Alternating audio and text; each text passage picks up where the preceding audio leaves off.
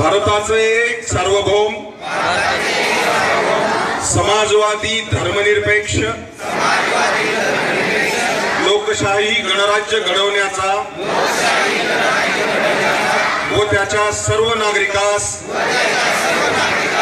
सामाजिक, आर्थिक व राजनैतिक न्याय,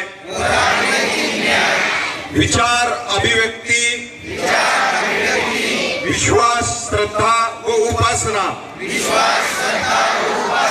याचे स्वातंत्र्य,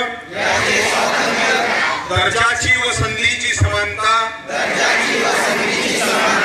निश्चितपणे प्राप्त करून देण्याचा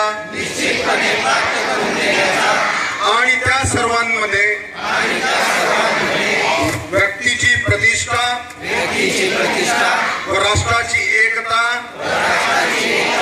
आणि एकात्मता यांचे आश्वासन देणारी बंधुता प्रवर्धित करण्याचा संकल्पपूर्वक